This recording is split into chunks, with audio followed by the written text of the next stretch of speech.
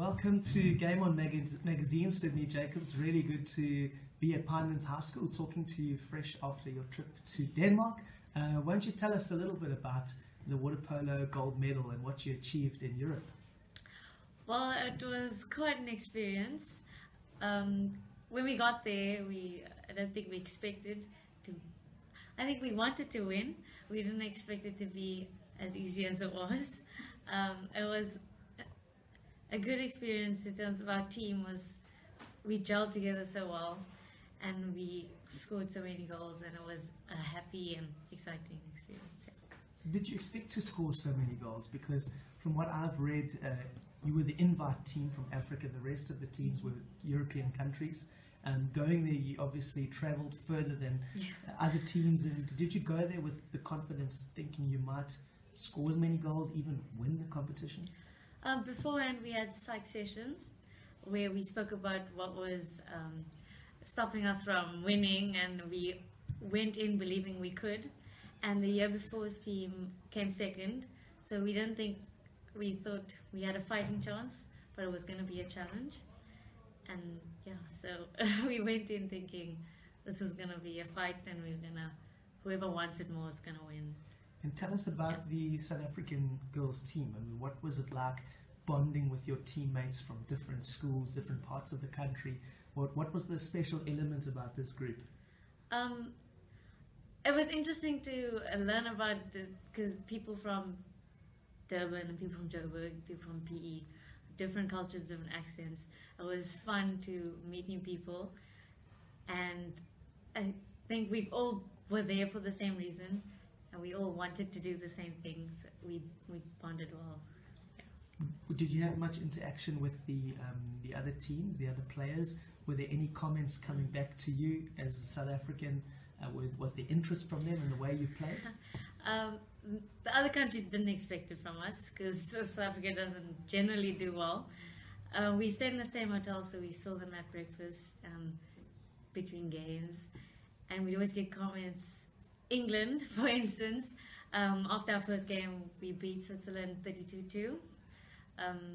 They said, "Oh, you guys are twice as good as we thought you'd be," and I was a confidence boost. But I think they were also trying to make us seem less than we were. But it was interesting. At breakfast, we'd sit, and there'd be different conversations at different tables in different languages around the buffet. It was quite exciting and interesting too. Yeah. And what's it like coming home with a gold medal? I mean, what was the message from your coach? Now you have to all go back to your provinces and schools and cities, and you're obviously looking forward to the next time you get together or the next selection. So how do you keep that spirit going now with, first of all, your coach and the rest of those players? Well, there was a Curry Cup a few weeks ago where everyone saw each other, and we have a group chat on WhatsApp. But I don't think we thought it was going to be such a big deal when we were there, and when we landed, we realized we'd won a gold medal. So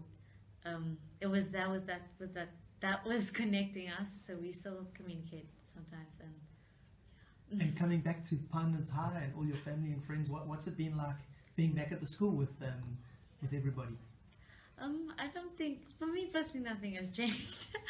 I know everyone says congrats, and I'm like, oh, thank you. But I didn't realize it was going to be a huge deal until this and the Cape August and everything. It's overwhelming, but it's exciting.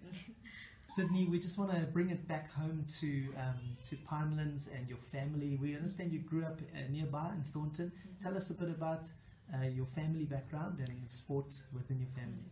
Well, my family is very sporty.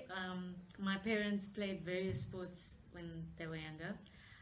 My dad played semi-pro soccer in his age, and he still sups at the beach every weekend. My mom played national hockey, and she went to Holland 2 years ago on the Masters World Cup. And she still plays club hockey, and my brother obviously plays sports for school.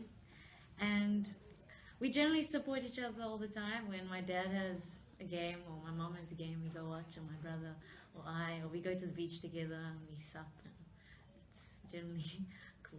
And your other sport after water polo? Will it be on a par with water polo, hockey? What would you choose one day? How's that looking for you? It's hard to decide right now. I think when I found out the news about making the SA team, I was like, okay, hockey, you can just take a break.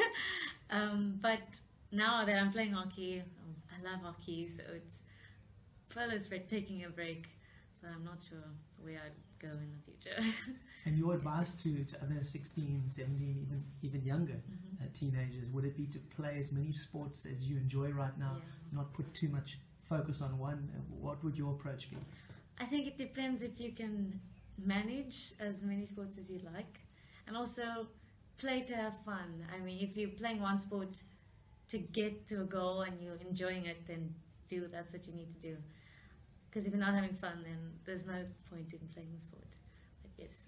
Talking about having fun, we also understand that you also enjoy the stage, performing and singing. Yes.